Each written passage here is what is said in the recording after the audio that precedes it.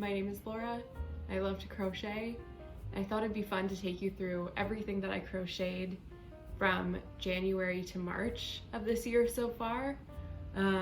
You'll see a lot of vests. I love a good vest, and a couple other projects as well. For whatever reason, all wearables for the first 3 months. That is what I like to make most. It's nice to finish something and be able to put it on your body and wear it out of the house. So yeah, I'll just take you through in no particular order really. I think we'll start with the non-vest items and then do kind of a rapid fire through the vests.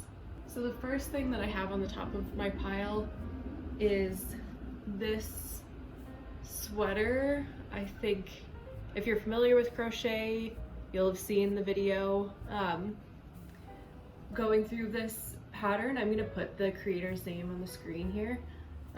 I love this pattern. I think it works up really, really quickly because it's so nice and airy, and it really creates such a beautiful texture. This one I did in the Caron cotton cakes. I think it's in one of the ripple cakes. Again, I'll link that down below. And I actually made another version of this as well for my mom, using the Caron coconut cakes, which I actually like better. I don't think that the change in tone of the yarn does this particular motif a lot of justice. I think it looks better when the yarn is all one color. But yeah, I made her a version, and her version as well, I added one more row of florals to the bottom, and I also shortened the sleeve by half of a flower, and I think that fit is a lot nicer, so I think I will make another one of those for myself because I love the way that hers turned out. But yeah, just a nice breezy kind of spring to summer sweater as well, so I love that. And then this next piece was a little bit of an experiment. I kind of just wanted to see how this ultra chunky yarn would work up in a hexagon cardigan style. So I just did that like 5 or 6 point granny square to start, and then extended the body and the sleeves here. And yeah, this is like an extra super bulky weight yarn that I had lying around from literally years ago that I bought when I was just learning how to crochet and thought that bulky yarn was gonna be the way to go. I still haven't totally figured out how to style this piece yet, just because it is so airy. I feel like with a tank top underneath, you still see a lot of like skin through the holes, and with the chunky weight, it's like, what weather would that be for? But if anyone has any thoughts on how to style this, let me know.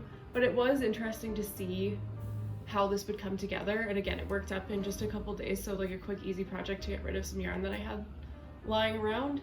So we'll see if I end up being able to style it. Maybe it's more of like a winter piece with a long sleeve underneath, but we'll see about that one. Then the final non-vest item is this sweater. Find the front of it here, that I made for Valentine's Day. So this is based on the Miss Moonhaven, her granny square sweater tutorial. I think it's really great and nice, simple. It's just a bunch of really large granny squares that make up the body. And I kept seeing this color palette of pinks and reds coming up on my Pinterest, and I really wanted to make something in that palette, and I think it turned out really, really nicely color-wise. I do think, for whatever reason, I've made other versions of this sweater in different yarns, and this yarn was just a little bit stiffer, and even after I blocked it, it was just a little bit more cropped than I was hoping for. I even added like a couple rounds of granny stitch on the bottom there to make it a little bit longer. I also have a very long torso, so that could just be a me problem too. But yeah, so I like it. It's just a little bit short, and for whatever reason my other ones came out a little bit like breezier as well. So it's good for the colder weather, but not so much as we start to get into like the warmer spring weather. But yeah, I'd love to do a couple more projects with this color palette as well, especially again into next winter. Like a little bonnet in this color palette I think would be so, so cute. But yeah, it was cute and fun to wear for Valentine's Day. And I think it'll be something that I reach for kind of every year around that time, which is exciting. Okay, next we're gonna get into vests. There are a lot. And I think we'll start with kind of the heaviest vest out of the bunch, which is this one here. Again, made up of a bunch of different granny squares. This was all scrap yarn that I had left over, like a lot of stuff left over from the Valentine's Day sweater that I had made. A Karen cake that I had bought on a whim is in here as well. And then I had bought this light green, and I really like the combination of like, again, this like more neon swampy green with the pink together, I think is really interesting. And this one as well, I saw an Instagram creator make kind of the base of this and just kind of copied what she had done, so I'll link that as well here so that you guys can go check it out. But they were just showing their process, and I kind of just copied the way that they had laid out their squares. And when you know kind of the measurements, like from this sweater, I kind of know how big my granny squares need to be across and lengthwise to fit my measurements. So it was nice to be able to use that here. And then this is the back as well. When I was putting it together, I wasn't obsessed with the color palette, but again, I wanted to use kind of yarn that I already had in my stash. But when it all came together, it's definitely funky, but I think it's like a fun statement piece, especially with like a darker denim and a plain top underneath. And it's actually one that I've worn more than I expected. It was really easy to throw on, especially in the transition weather from winter to spring. So it's a good piece to keep you warm but not hot like a sweater. So yeah, I'm surprised actually at how much I wore this. And again, this one came together really, really quickly because you're just making like a handful of squares and sieving them all together. So I would definitely like to make a couple more of these in a few different color palettes. And this one's acrylic, so I'd like to try it in a cotton for the more spring summertime. Even like in a cotton without a top underneath in the summer, I think would be really, really cute. So yeah, might give that a go. And again, I'll tag the creator that I was inspired by below. This next piece was the very first one that I made in January. Clearly these are in no particular order. I'll get up close here, but it's this floral pattern with a little bit of like a variegated yarn. Again, I bought this yarn when I was still really new to crochet and didn't know what kind of yarns I like to work with, what I was looking for. I think this is technically actually a sock yarn, and I had no idea when I bought it. So I was just looking for some kind of project to use that up. And this one again came from a YouTube tutorial. I'll link it down below. I can't remember her name off the top of my head, but I love her tutorials. I love the motifs that she creates. This one was a little bit of a learning curve, but once you get the kind of basic shape going, again, it wasn't super quick to work up, but it was enjoyable. I do kind of like a little fiddly motif kind of pattern like that. And then it just has one tie kind of up top here. So a really cute layering piece, especially over something simple like a blouse. And this is one that I reach for quite a bit as well. Okay, and then we have another granny square piece. This one, again, a collection of granny squares making up a little vest. This one was inspired by Realm Designs. I think she makes some absolutely beautiful pieces. I tweaked kind of the pattern to suit my kind of body shape and the look that I was going for a little bit more. So it's this one here, and I used, it's acrylic for the inside of the squares and then a cotton for the white. And I really like the way that this turned out. It took forever. It's quite a thin weight of yarn, and it took a lot of squares to work up, but I really do like the color combination together. It's a nice, easy way to add a little bit of like something funky to a really basic outfit. Looks good over like plain t-shirts, can also be worn by itself as well. I usually will do like a little white tank top underneath because I'm not that brave and it's not that warm out yet. But yeah, and I imagine in the summer over like a little white dress or with denim shorts as well, this will be something that I reach for quite a bit.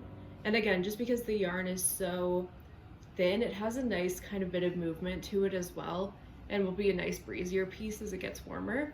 And yeah, that's one of my favorites, I think, of the lot here. Just a couple more pieces to go. This vest, I had actually thrifted this yellow yarn and I only had like 3 skeins of it. And I just wanted something that I was going to be certain that I had enough yarn to finish. So I thought a nice little airy vest would be perfect. I'm not 100% sure what the makeup of the yarn was, but I think it was probably a cotton or a cotton linen blend. And I just thought the color was so beautiful. And then I was gonna leave it all in the yellow, but I had this pink and white cotton that I had picked up recently as well. And when I put the two together, I really loved that color combination, and it just felt like it gave it, again, a little bit of something funky. And I did these kind of thick bow ties there. I do find that the back comes in a little bit further than I would like it to. Like, I wish the armpit gap was a little bit less narrow, but it is nice for layering over top of things and not having a lot of bulk kind of under the armpit. And I'll tag the Etsy store where I bought this pattern from as well, but just a simple vest pattern with a nice loose stitch here. So again, I think this will be a great one to kind of transition from spring into summer as it gets warmer, because it's still nice and light and breezy. And then there was this little tank top. So this one I just made using a granny stitch, just the stitch outside of a square. And I just wanted to experiment with how that would come together and do a little bit of like a repeating stripe. So it's just 2 squares put together and then 2 rectangles for the straps. Really simple, but a nice kind of basic tank top to have.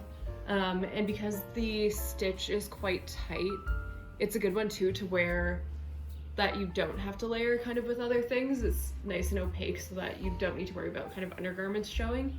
So again, I think that will be a nice one to wear even as the weather gets warmer with little denim shorts. I think it's gonna be so cute, or with like white jeans could be really cute as well. But yeah, this one is more of an experiment, and I really like how this came together. And I do want to do more stripes as well. I sometimes get like exhausted by color changes, but I really do love the way that it looks when it's all kind of said and done. So yeah, I think this will be something that I repeat again. If I had the will, I think it'd be really cute as a dress, but we'll see if I ever kind of have the motivation to do that. And then the last piece is this kind of vest poncho that I'm wearing right now. I'll kind of give you a better look here. But again, this is just a collection of granny squares. It's the same front and back, and then just has kind of 2 here, and some side ties here as well, which I really like, kind of the openness and the breeziness of it. And because of the ties, you can layer it with like something thinner like this, or even over like a thicker, chunkier sweater, and you have the kind of ability to change the width of this to suit, which I think is fantastic. And it's just such an easy piece to throw on over basics to elevate them in a really nice way. This was based on a tutorial that a creator had put out. Again, I'll link her here. And I thought it was absolutely gorgeous. This one is made out of cotton. I think it was the Lily Sugar and Cream cotton that I did here. Just wanted to kind of do some nice like spring colors. And again, doing a cotton just so that it was a little bit more breathable than like an acrylic, and it felt a little bit more like a spring piece as opposed to a winter piece. And yeah, this one I just finished the other day and I'm absolutely obsessed with it. I think it's going to be one that gets a lot of rotation. It's also a good one to wear to the office, which not all crochet projects are, but I think this one will be great. Even with like a baby blue or a green button down underneath, I think would be really gorgeous. That's everything that I made from January to March of this year.